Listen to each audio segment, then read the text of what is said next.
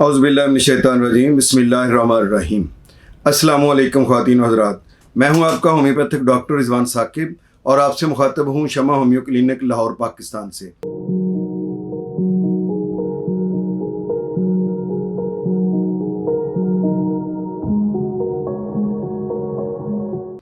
आइए आज बात करते हैं कि लाइपोमा क्या चीज़ है और ये इसका होम्योपैथिक में ट्रीटमेंट क्या है।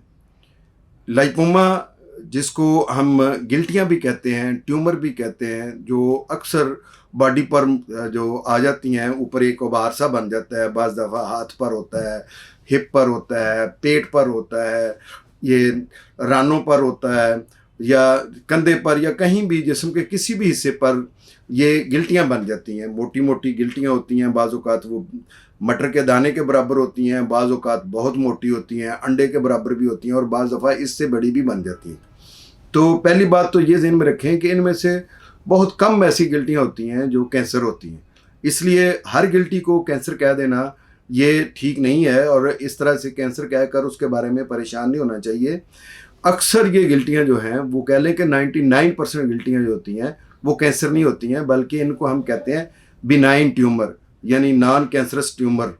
तो नॉन कैंसरस ट्यूमर में लाइपोमा जो है वो बहुत आम है और इसकी अलामत यह है कि ये जिस्म के किसी भी हिस्से पर बन सकता है और अगर हाथ पे फ़र्ज़ किया बना हुआ है या बाजू पर बना हुआ है तो उसको अगर पकड़ कर ऐसे हिलाएं तो वो आगे पीछे होता है, यानी वो एक जगह फिक्स नहीं रहता है, थोड़ा सा उसको आगे पीछे कर किया जा सकता है पकड़ कर। तो इसकी एक अलामत तो ये होती है कि ये लाइपोमा है, कोई इस तरह का ट्यूमर टाइप चीज़ नहीं है कि जो मतलब जिसको हम कैंसरस कहें या कोई इस तरह की चीज़ नहीं है।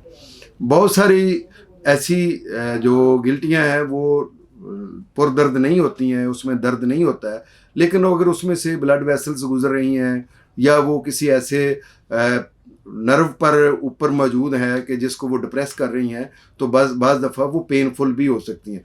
और बाज़ दफ़ा ये लाइपोमा किसी ऐसी जगह पर भी हो सकता है कि जहाँ पर कोई चीज़ के हमारे जो फाजिल मादे खारिज करने वाली जगह है कोई भी उसके आसपास है तो उसको डिप्रेस करने की वजह से तो उसमें दिक्कत पेश आ सकती है।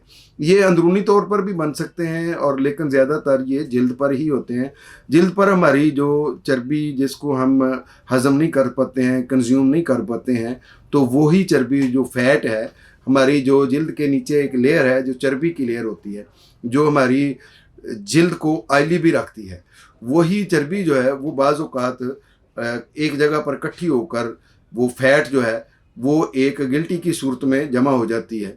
और इसके काज क्या हैं, अगर इसके बारे में बात की जाए तो अभी तक कोई इसका बड़ा काज सामने नहीं आया है कि जिसको हम हतमी तौर पर कह सकें कि ये इस वजह से होती है, क्योंकि ये आमतौर पर 40 से 60 साल की उम्र के लोगों को होता है लाइपोमा, लेकिन ऐसा भी नहीं है। बाज़ औक़ात ये देखा है कि ये कम उम्र के लोगों को में भी पाया जाता है और फिर ये अक्सर ये कहा जाता है कि लाइपोमा जो है वो जितने भी मोटे लोग हैं जिनको ओबेसिटी का मसला है उनमें पाया जाता है। तो मैंने ये देखा है कि बहुत सारे ऐसे लोग भी हैं जिन की जो है वो बिल्कुल स्किन भी थिन है और ख़ुद भी वो स्लिम स्मार्ट हैं, तो उसमें भी लाइपोमा पाया जाता है।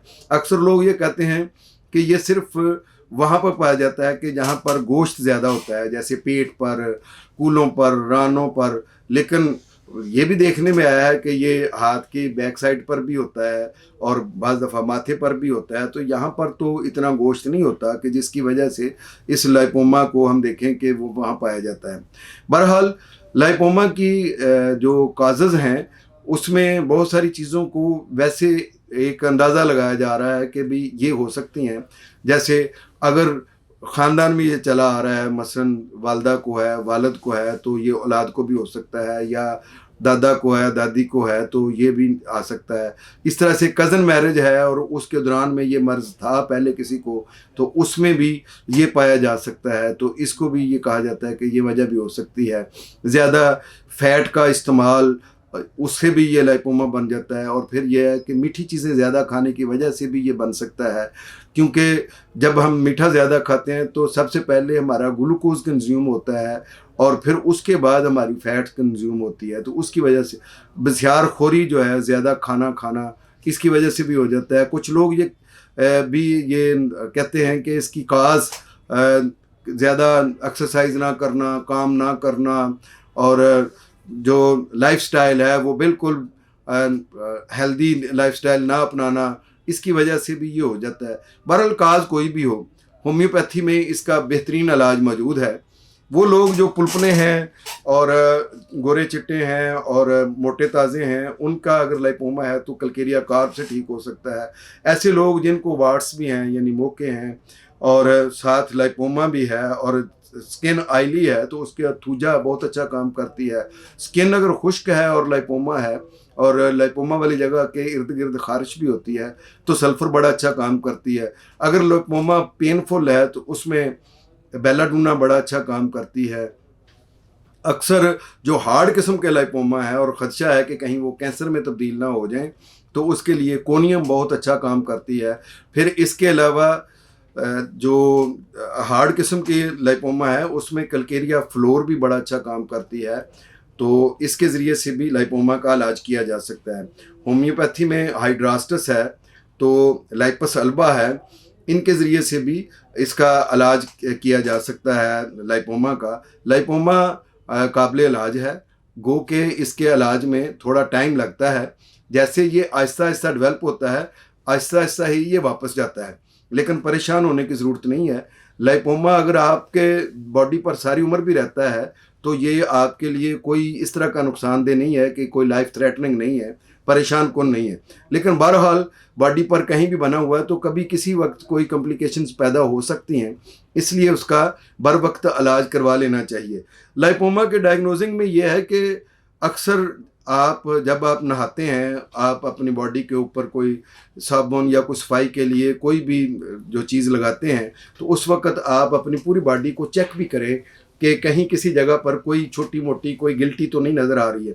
अगर कोई आपको कहीं भी कोई गिल्टी नज़र आती है, बेशक छोटे साइज़ में ही है, तो आप डॉक्टर से मशवरा ज़रूर करें, अपने मुआलिज को ज़रूर बताएं, क्योंकि अगर वो छोटे साइज़ में है तो वो चंद दिनों में ही ठीक हो सकती है या चंद हफ्तों में ठीक हो जाती है।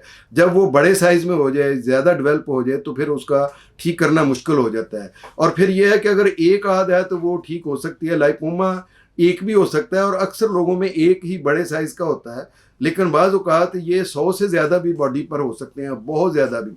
और ये सारे के सारे लाइपोमा एक दफ़ा ही मेडिसिन देने से और एक ही तरीके से ख़त्म हो सकते हैं।